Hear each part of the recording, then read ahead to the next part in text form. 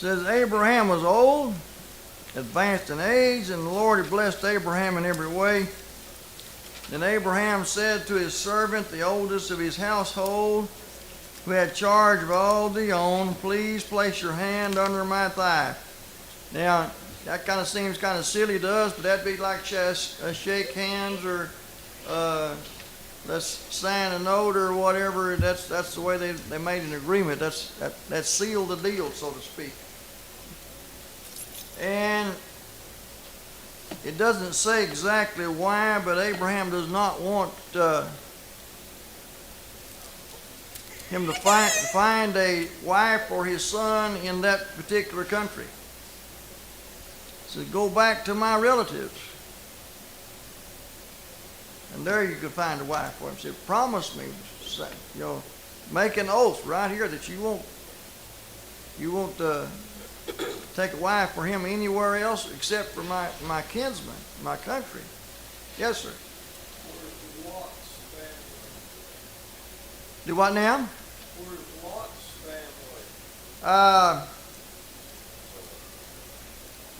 family? We don't really hear about them much until after we studied here a couple of weeks ago where the daughters got their father intoxicated and they had sons by their father, and then after that, other than the tribes that they have, Moabites and whatever, they are kind of against the Israelites later on. That's basically all I can think of that we can talk. But where they're at, I don't know. They would have been kinsmen. But if those two daughters, if those two sons were all they had, then it wouldn't help Abraham's son out any to go because they didn't have any daughters. But didn't Lot go to Zoar or whatever it was? Yeah. But we don't hear anything about him after that. But he was sending back to his home country, the one that God told him to leave to start out with. The servant wants to take Isaac back with him. No, don't you take him back there. You leave him here. Abraham's afraid he might want to stay. According to what I have studied, not in the scripture, but in history, when they finally figured out where Ur the Chaldees was, it was a very advanced civilization for its time. And so it would have been very easy for Isaac to say, well, I'll just stay here. Tempting, I'll just stay here. That wasn't what God had planned for him. And so he goes and the servant goes, takes some camels and some helpers to take care of the camels, and they go and they stop right outside of town at a well. And the first woman that comes to him, and of course the servant, he prays to God, said, Lord, said, in other words, give me a sign, Lord, said I'm going to ask, hey, whoever I ask, if I ask them to give me a drink, and they say, here's your drink, and here I'll water your camels also, that's the first sign right there. And she did that.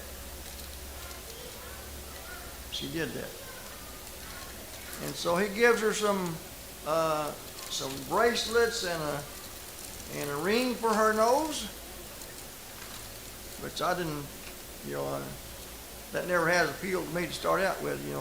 That's kind of a fad today. A lot of these kids, they're not all kids.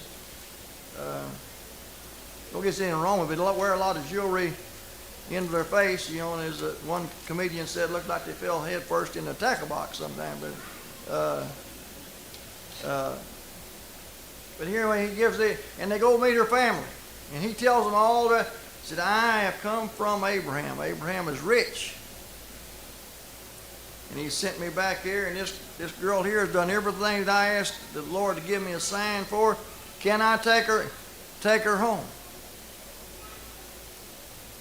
Can you imagine some guy from halfway across the world coming to your house Say, here's your daughter. I'm gonna take her back home with me. Well, that's why he had the dowry, didn't it? All the riches of Abraham's family. Yeah, that's where he had all the stuff. Yeah. Well, he also knew that the man he was taking her to was a relative. Yes. But still, they knew in all probability they would never see her again. And they're taking this man at his word that he for all they knew, he could have robbed Abraham of all this stuff. But of course he knew a lot about Abraham. And they go and Rebekah and her servants, her maids, they all load up on camels and take off right then, the next day. Different time and different ways. A different time and a different way of thinking, you know. A different time and a different way of thinking.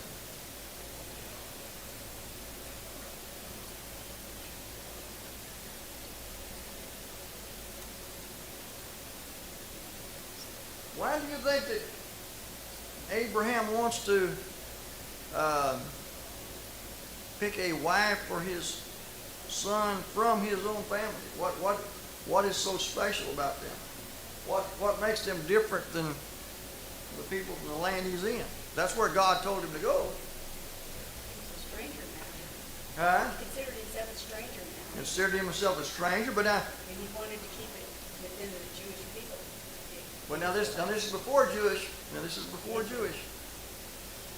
Israelites. Huh? Yeah, this is before Israelite. Actually, we don't get Israelites till we get to Jacob. They wanted to keep it within the bloodlines. Okay. Keep the bloodline pure. Okay. But you know, Abraham was married to his half sister, and then we get into the law of Moses. Some of these things were illegal under the law of Moses. God allows it to happen here. I think God allowed that to happen back then, so you wouldn't have all the mixed religions and Okay. all the heritages trying to Okay.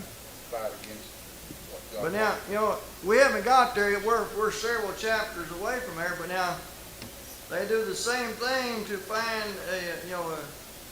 Jacob leaves home because him and Esau gets into it. And he goes back to this same area here.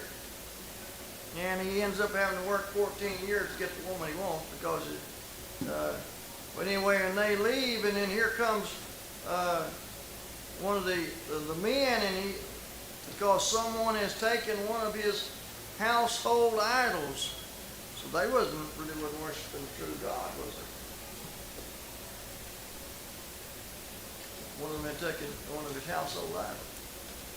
And Roger, Yes, sir. they had to work 14 years, Yes. and the woman didn't have no choice. Yeah. She worked, so she had no choice. She had to go. Had to go. Yeah. Well, you think about it, it's kind of like the 40 years in the desert. God kept them out for all the people that remember, the land of Yeah. Egypt. To wait till they all passed away, and then the Yeah. new generation. Yeah, a new generation. But anyway, Rebecca and her nurses or her maids or whatever, they load up on camels and take off. And this servant leads them through there.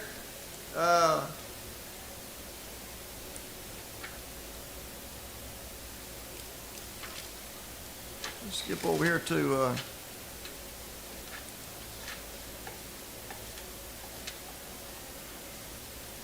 find it. There's a word I had to look up. Y'all may know what the word means.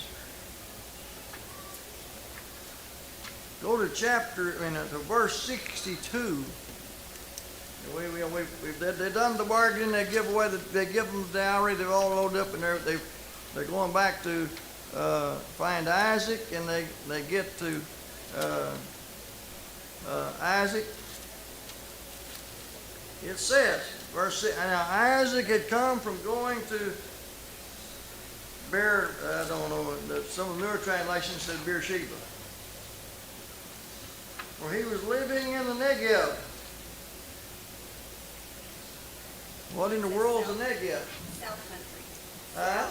Mine says south country. South country? South is what my version Yours says. says He south? dwelt in the south. Okay. According to a deal I looked up on the internet, it says it's kind of desert country. And Beersheba is there pretty close, and one area, but it's pretty well desert. And anyway, this is where Isaac is living. So that's the word that I had to look up, because it just kind of threw me. What is a Negev? But here we have them. They said Isaac's out in his in the field meditating. He sees them coming. Rebekah sees him, and she asked the servant who that guy is, and he said, "He's my master." And then she takes her veil and covers herself, which was the customary thing for a bride to do, was to cover her head and her face. And so the servant told Isaac everything to be done, and then Isaac brought her into his mother Sarah's tent. He took Rebekah, and she became his wife, and he loved her. Thus Isaac was comforted after his mother's death. Wasn't much of ceremony there, was there?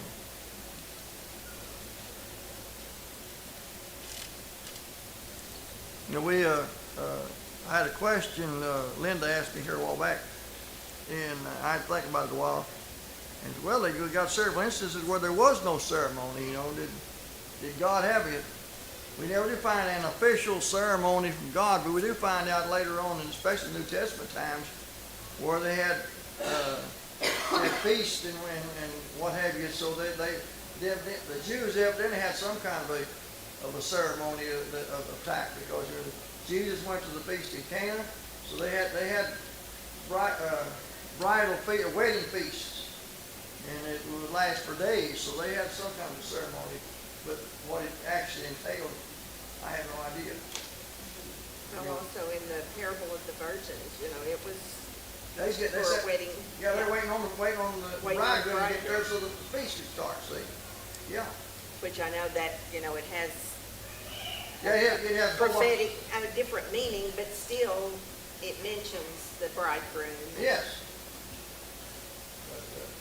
So yeah, it's like I say, we don't have an official deal today. We think, well, you gotta say this word, and this word, and this word, and everything make it official, and do you or don't you, and and anybody got any objections and all this kind of stuff, We kind of feel that is an official. Got to say those words to make it official, but then, as far as the scriptures showing us what any kind of a program they had, it doesn't that I know of. I can't think of any one. So they did this. Other than they had wedding feasts. So they definitely had a system of some kind later on.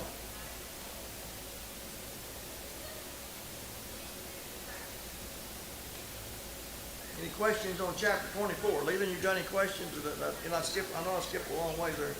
That beer, that town, La Yeah. Roy or whatever. Yeah. That is the south part of Africa. That's a long way. You think that's the south part of Africa, is it? Almost the very bottom of Africa. That's a long way down that coast. That would be the South Country. Yeah.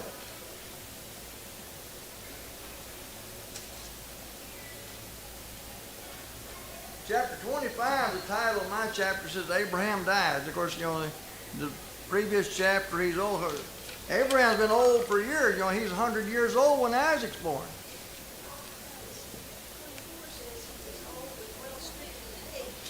Yeah. Chapter 25, he gets him a new wife. Yeah. He thought he was too old to get kids when God told him about Isaac was going to get, because he was almost 100 years old.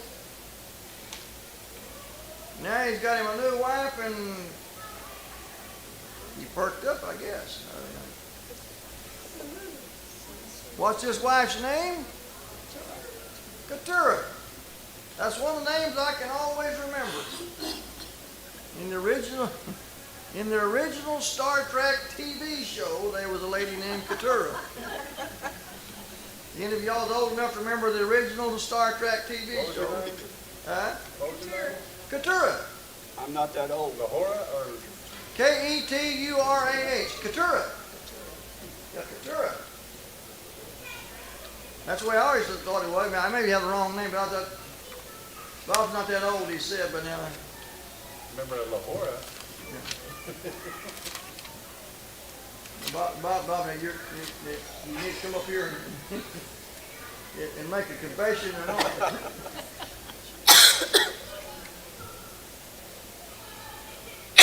All the information you need to know is that him and Leland both are older than I am, so that's, even though they just got so old they can't remember how old they are. That's what the problem is. I never was old enough to be a Star Trek fan. You never was old enough to be a Star Trek fan. All right. Well, I watched this years later after we went into reruns. Because if we got that station, my dad wasn't allowed to run the TV to start out with, so people wouldn't watching something else. Are you talking Star Wars? No, Star Trek. Long before my time. Oh, yeah, I bet it was. As far down south as you lived, it probably didn't come in until the next year. That's possible.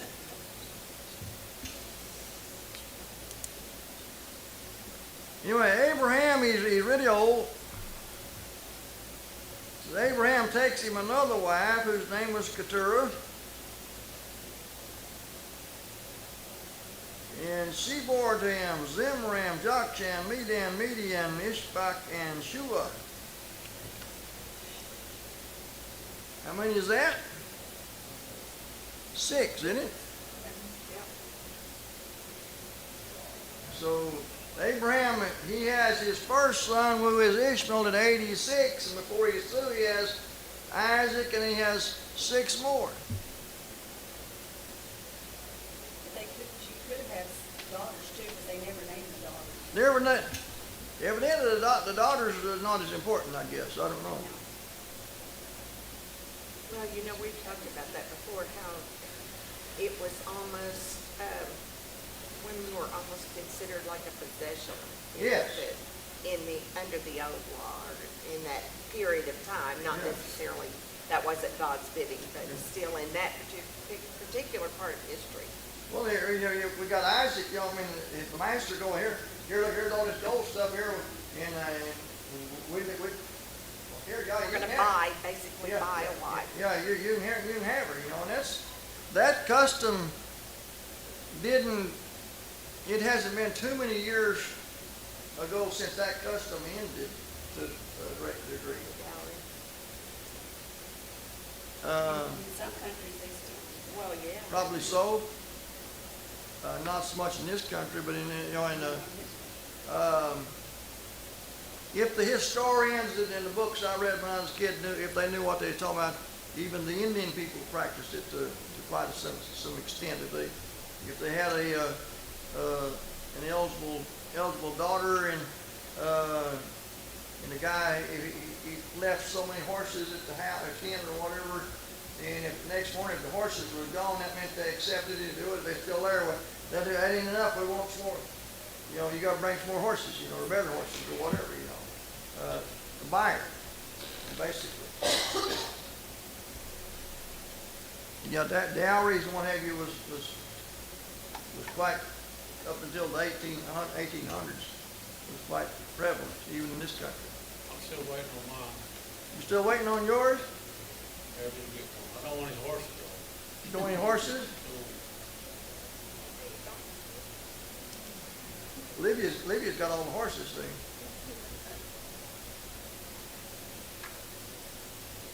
You guys got cheated all the way around on that deal, Jane. That's right.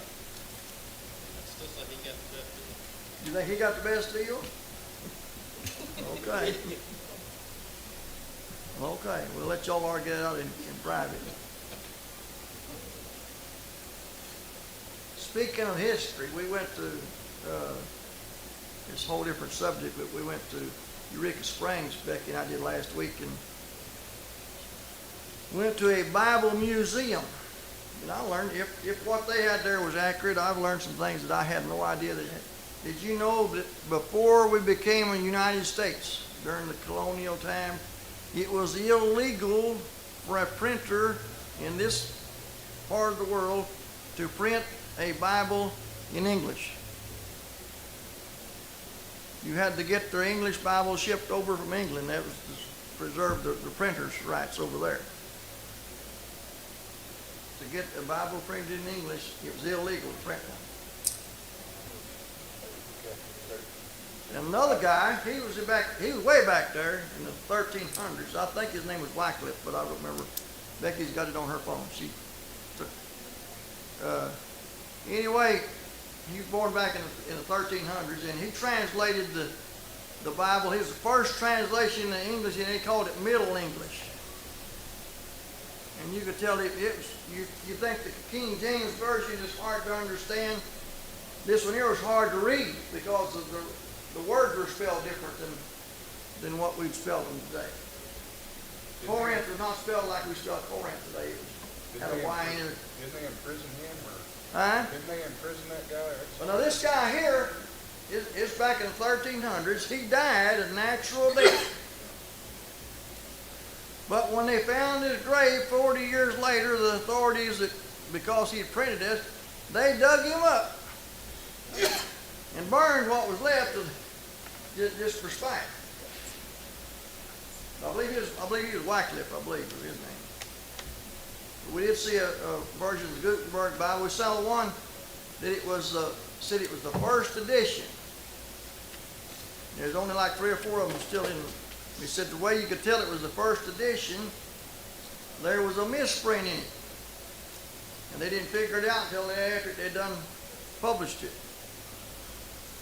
The next edition they changed it. And it told what verse it was. It was in Ruth somewhere. I don't remember exactly where it's at. And I was reading it, and I couldn't, well, where's the misprint? So I had to get my telephone out and get a newer version. And in one way or the other, it was folks that said so many measures of barley.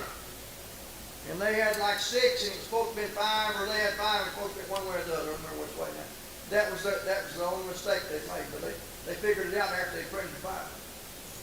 But that was the first one on the printing press. Yeah, they were on a printing press. Yeah, you're right. And it really speeded things up as far as getting new editions. And they talked about, I've heard preachers preach about them changing. German? Latin. I think so. I think it was. No, the one I'm talking about though, it was first edition. It was in English, so I could read it. The Catholic Church prevented it to be anything but Latin. Yeah, that was the case. If it was any different Latin, I said they dug that one fellow up and he'd been dead 40 years, but still they dug him up and burned him, just for spite, But the Wycliffe fellow, he translated in English, but it was handwritten. It was, but it was hard to read. But anyway, we learned quite a bit in that museum. A lot of people went through a lot of stuff just so we could have the Bible today. A lot of persecution, just so we could have one. And today, like I said, the one particular time, they changed the Bibles to the pulpits. They didn't want nobody to have them, besides the preachers or what have you.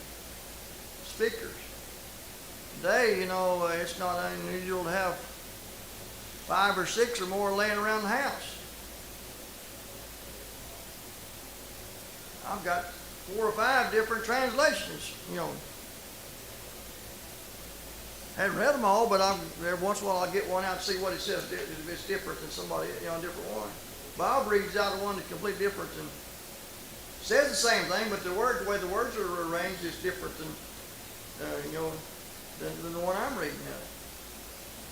What was the first non-King James that you read? That was in English? In English or any other thing? There were some Dutch ones that were non-King James. The oldest commercial, non-King James is the American Standard. American Standard, okay. But no, the Wycliffe, I believe his name was Wycliffe, but it was in English, but I think it was handwritten. It was like 1300 something. You also have one, I have one that's got 4 different translations. Yeah. Where you can read it. Ask which one was the first one you read. Up there, the first one I actually read, the old King James was the first one I ever read. After the King James? Oh, New King James, basically. I taught out of the old King James till 15, 20 years ago, and everybody, I was the only one had one, so I switched to New King James. Now this one here is different. It's I forget what it says it is, but anyway, it's a different version. It's a revised something. New American Standard, what this one is. Now, the first one I ever read was the New King James. First one I ever owned, besides the old King James. I still got the one I used to teach out of, but I had to quit using it because the pages got falling out. That's how wore it got. In fact, I bought it when the covers were, you could get off, it wouldn't fall out on the way to town or whatever. And a lady goes to the lake choir with us named Cynthia. They gave her one of James Allen's grandmother had. She used a different one. It was brand new, but it was just, when they give it to her, but it's just like the one I wore out. So they don't even publish it anymore. Next week we'll try to start there about on chapter 25 again.